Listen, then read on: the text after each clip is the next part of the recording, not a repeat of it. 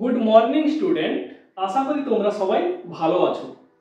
আজকে তোমাদের আমি একটি গুরুত্বপূর্ণ টপিক ক্লাস নেব ভূগোল থেকে। টপিকটার নাম কি? অধঃক্ষেপণ বা প্রেসিপিটেশন। তোমরা ভিডিওটি লাস্ট পর্যন্ত সবাই দেখবে, আশা করি তোমাদের খুব উপকার হবে। আচ্ছা, প্রথমে তাহলে আমরা অধঃক্ষেপণ কি এইটা জানবো, ঠিক আছে? অধঃক্ষেপণ কি? পৃথিবীর অভিকর্ষজ টানে বায়ুমণ্ডল থেকে জলকণা বা তুষারকণা যখন আমাদের ভূপৃষ্ঠে পতিত হয়, সেই প্রক্রিয়াটাকেই মূলত অধঃক্ষেপণ বা প্রেসিপিটেশন বলা হয়। এরপরে যেটা আমরা ডিসকাস করব সেটা হচ্ছে অধঃক্ষেপণের বিভিন্ন যে রূপ। সব থেকে অধঃক্ষেপণের পরিচিত রূপটি কি? বৃষ্টিপাত। এছাড়াও যেগুলি রয়েছে গুড়ি গুড়ি বৃষ্টি, শিলাবৃষ্টি এবং তুষারপাত। তাহলে আমরা প্রথম যে রূপটি, সব থেকে যে পরিচিত যে রূপটি বৃষ্টিপাত কি সেটা জানবো। বৃষ্টিপাত কি? পৃথিবীর যে আমাদের জলভাগ রয়েছে, ঠিক আছে, জলভাগ কি হয়? সূর্যের তাপে জলভাগ থেকে জল বাষ্পীভূত হয় এবং ওই জলীয় বাষ্পপূর্ণ বায়ু কি হয়? ওপরের দিকে উঠতে থাকে, ওপরের শীতল বায়ুর সংস্পর্শে আসে এবং শীতল হয়, এবং ওটা যখন আরো উপরের দিকে ওঠে তখন আরো শীতল হয় এবং বায়ুতে অবস্থিত যে ধূলিকণা, লবণকণা এবং কঠিন কণার সংস্পর্শে এসে কি হয়? ঘনীভূত হয়। ঘনীভূত হয়ে মেঘ সৃষ্টি করে। মেঘ মানে কি? জলকণার সমষ্টি। এবং ওটা যখন আরো ঘনীভূত হয়, আরো লবণকণা, ধূলিকণার সংস্পর্শে আসে, তখন ওই জলকণার আয়তন বৃদ্ধি পায় এবং এর ফলে কি হয়? পৃথিবীর অভিকর্ষজ টানে ওই জলকণা আমাদের ভূপৃষ্ঠে পতিত হয়। মূলত এই প্রক্রিয়াকেই কি বলা হয়? বৃষ্টিপাত।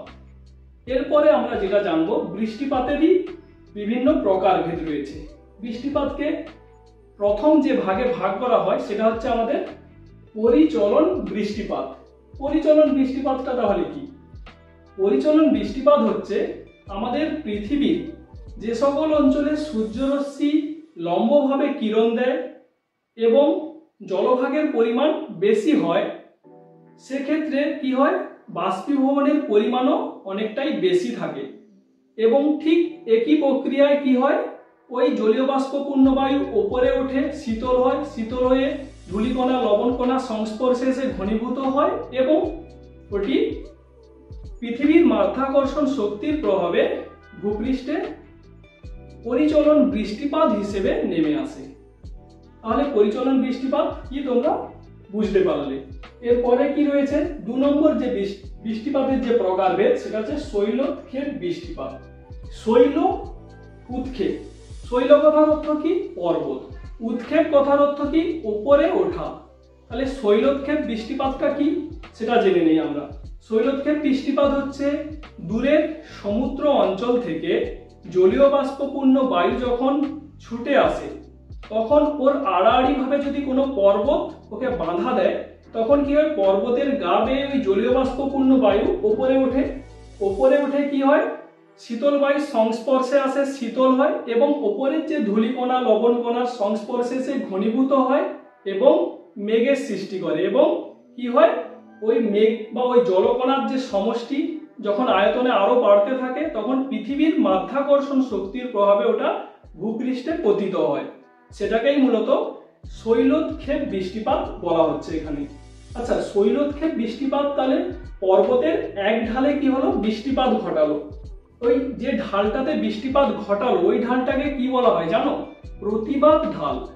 তাহলে বিপরীত ঢালে যখন ওই বায়ুটা যাবে, তখন ওই বায়ুতে আর জলীয় বাষ্প থাকবে না, তখন বিপরীত ঢালে কিন্তু বৃষ্টিপাত তুলনামূলকভাবে হয় না বা কম হয়। বিপরীত ঢালকে বলা হয় অনুবাদ ঢাল। অর্থাৎ ওই ঢালে বৃষ্টিপাত হয় না, ওই ঢালটাকে আরেক নামে যেটা বলা হয় বৃষ্টির ছায় অঞ্চল। ঠিক আছে। এরপরে যেটা আমরা বৃষ্টিপাতের প্রকারভেদ জানবো সেটা হচ্ছে ঘূর্ণ বৃষ্টিপাত। ঘূর্ণ বৃষ্টিপাতটা কি? ঘূর্ণ বৃষ্টিপাত হচ্ছে আমাদের পৃথিবীর কিছু অঞ্চলে যখন কি হয়? উষ্ণতার পরিমাণ খুব বৃদ্ধি পায়, তখন কি হয়? ওই অঞ্চলটার বায়ু কি হয়? উষ্ণ হয়ে যায়, খুবই উত্তপ্ত হয়ে যায়। উষ্ণ বায়ু কি হয়? হালকা হয়, হালকা হয়ে ওপরের দিকে উঠে যায়, তখন ওই অঞ্চলে যে বায়ুর চাপ কি হয়? কমে যায়, অর্থাৎ নিম্নচাপ অঞ্চলে সৃষ্টি হয়। তখন কি হয়? ওর যে পার্শ্ববর্তী যে অঞ্চলের যে সমুদ্র অঞ্চল বা পার্শ্ববর্তী শীতল অঞ্চল থেকে জলীয় বাষ্পপূর্ণ বায়ু ছুটে আসে ঘুরতে ঘুরতে, কুণ্ডলাকার আকারে ঘুরতে ঘুরতে ওই নিম্নচাপ অঞ্চলকে ভরাট করার জন্য ছুটে আসে এবং যেই ওই অঞ্চলে প্রবেশ করে সেই সময় কি হয়, ওই জলীয় বাষ্পপূর্ণ বায়ুও কি হয়, উষ্ণ হয় এবং ওপরের দিকে উঠতে থাকে। উঠতে যখনই থাকে তখন ওপরের শীতল বায়ুর সংস্পর্শে আসে, ঘনীভূত হয়, মেঘ তৈরি করে এবং বৃষ্টিপাত রূপে পৃথিবীতে নেমে আসে। এটাই মূলত কি ঘূর্ণ বৃষ্টিপাত। এরপর ঘূর্ণ বৃষ্টিপাত মূলত দু ভাগে ভাগ করা যায়, একটা হচ্ছে ক্রান্তীয় ঘূর্ণবাত আর একটা হচ্ছে নাতিশীতোষ্ণ ঘূর্ণবাত।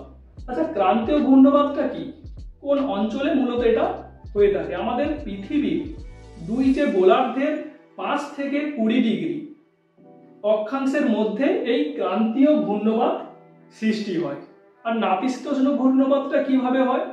নাতিশীতোষ্ণ ঘূর্ণবাত হচ্ছে আমাদের যখন পৃথিবীর নাতিশীতোষ্ণ অঞ্চলে উষ্ণতা বৃদ্ধির কারণে নিম্নচাপের সৃষ্টি হয়, তখন কি হয়, ওই পার্শ্ববর্তী ক্রান্তীয় অঞ্চল থেকে জলীয় বাষ্পপূর্ণ উষ্ণ বায়ু এবং মেরু অঞ্চল থেকে শীতল ও শুষ্ক বায়ু ওই নাতিশীতোষ্ণ অঞ্চলের নিম্নচাপ অঞ্চলের দিকে ছুটে আসে এবং যেই দুটো বায়ু সংঘর্ষ হয় তখন কি হয়, উষ্ণ বায়ুটা কি হয়, তুলনামূলক হালকা হওয়ার জন্য ওপরের দিকে উঠে যায় এবং ওপরের দিকে উঠে ওপরের শীতল বায়ুর সংস্পর্শে এসে ঘনীভূত হয়, মেঘ তৈরি হয় এবং বৃষ্টিপাত রূপে আমাদের পৃথিবী পৃষ্ঠে ভূপৃষ্ঠে নেমে আসে।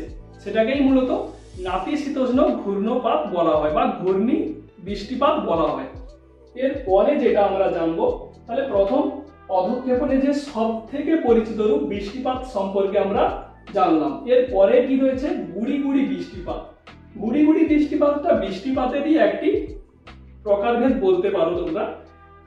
তুলনামূলকভাবে যখন বৃষ্টিপাতের যে জলের যে ফোঁটাটা 0.5 মিমি ব্যাসযুক্ত হয়, সেই বৃষ্টিপাতকেই মূলত গুড়ি গুড়ি বৃষ্টিপাত আমরা বলে থাকি।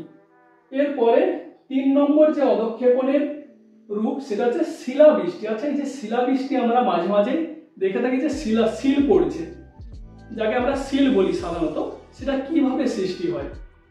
আসলে যখন ঊর্ধ্বগামী বায়ুর প্রভাবে যখন জলীয় বাষ্পপূর্ণ বায়ু ওপরের দিকে ওঠে, তখন কি হয়, ওই জলীয় বাষ্পপূর্ণ বায়ুর মধ্যে যে জল রয়েছে সেটা ঊর্ধ্বপ্রাপন প্রক্রিয়া, অর্থাৎ সরাসরি তরল থেকে কঠিনে পরিণত হয়, অর্থাৎ জলটা কি হয়, সরাসরি বরফে পরিণত হয় এবং ওই বরফ কণা যখন আমাদের ভূপৃষ্ঠে নেমে আসে মাধ্যাকর্ষণ শক্তির প্রভাবে, সেই বৃষ্টিটাকেই মূলত শিলাবৃষ্টি বলা হয়।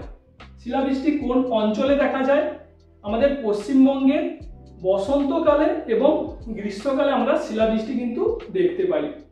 এরপরে শিলাবৃষ্টির সম্পর্কে আমরা জানলাম। এরপরে বৃষ্টির অধঃক্ষেপণের যে আরেকটি রূপ রয়েছে, কি তুষারপাত। তুষারপাতটা কি? তুষারপাতটা মূলত আমাদের শীত প্রধান দেশ অর্থাৎ পাহাড়ি অঞ্চলে দেখা যায়। পাহাড়ি অঞ্চলে উষ্ণতা কি হয়, হিমাঙ্কের নিচে থাকে এবং ওই অঞ্চলের যে জলীয় বাষ্পপূর্ণ বায়ু কি হয়, যে জলটা কি হয়, সরাসরি বরফে পরিণত হয় এবং ওই বরফটা বা ওই বরফ কণা কি হয়, আমাদের ভূপৃষ্ঠে যখন নেমে আসছে ওটাকেই তুষারপাত বলা হচ্ছে। তাহলে এগুলো কি হচ্ছে, মূলত অধঃক্ষেপণের বিভিন্ন রূপভেদ। আর দুটো কনসেপ্ট তোমাদের জেনে রাখতে হবে, সেটা হচ্ছে একটা শিশির আর একটা কুয়াশা। আচ্ছা, শিশির কি? শিশির ও কুয়াশাটা কি? প্রথম আমরা শিশির কি জানবো, ঠিক আছে? শিশির হচ্ছে যে মূলত শীতকালে কি হয়, আমাদের ভূপৃষ্ঠের যে তাপমাত্রা, সূর্যের আলো এসে যে পড়লো, সেই আলোটার যে ফলে যে তাপমাত্রা বা উষ্ণতার সৃষ্টি হলো, সেটা সহজেই কিন্তু প্রতিফলিত হয়ে যায়, ঠিক আছে, বিকিরিত হয়ে যায়। বিকিরিত হয়ে কি হয়, আমাদের ভূপৃষ্ঠটা সহজেই খুব তাড়াতাড়ি শীতল হয়ে যায়। তাড়াতাড়ি যখন শীতল হয়ে যায়, তখন ওই ভূপৃষ্ঠের যে সংলগ্ন যে জলীয় বাষ্পপূর্ণ বায়ু কি হয়, ওপরের দিকে শীতল বায়ুর সংস্পর্শে যায়। শীতল বায়ুর সংস্পর্শে গিয়ে কি হয়, ওই জলকণাগুলো কি হয়, ঘনীভূত হয় এবং ওই ঘনীভূত জলকণাগুলো কি হয়, আমাদের যে ঘাসের ওপর বা গাছের পাতার ওপর বা ঘরের চালে পড়ে থাকে, সেটাকেই মূলত আমরা শিশির বলা হয়, ঠিক আছে। এরপরে কি রয়েছে, আরেকটা কি বলেছি, কুয়াশা। কুয়াশা কি? কুয়াশা ঠিক হচ্ছে যে আমাদের ভূপৃষ্ঠের ঠিক ওপরে যে জলীয় বাষ্পপূর্ণ বায়ু দেখা যায়, ঠিক আছে, সেই জলীয় বাষ্পপূর্ণ বায়ু কি হয়, শীতল ও ঘনীভূত হয়ে ভূপৃষ্ঠের কিছুটা উপরে ধোঁয়া বা কুয়াশার মতো ভেসে বেড়ায়। এটাকেই মূলত আমরা কুয়াশা বলে থাকি। ঠিক আছে, এরপরে আরেকটি শর্ট কোশ্চেন তোমরা জেনে রাখবে, বৃষ্টিপাত কোন যন্ত্রের সাহায্যে মাপা হয়? বৃষ্টিপাত রেন গজ যন্ত্রের সাহায্যে, রেন গজ যন্ত্রের সাহায্যে মূলত বৃষ্টিপাত মাপা হয়। তাহলে আজকের যে ক্লাসটা আমার এখানেই আমি শেষ করলাম। তোমাদের যদি আমার ভিডিওটা ভালো লেগে থাকে অবশ্যই তোমরা লাইক করবে এবং তোমরা এই পিডিএফটা পেতে আমার পোস্ট সেকশনে চলে যাবে, অবশ্যই আমার ভিডিওর পিডিএফটা তোমরা পেয়ে যাবে। ধন্যবাদ সবাইকে।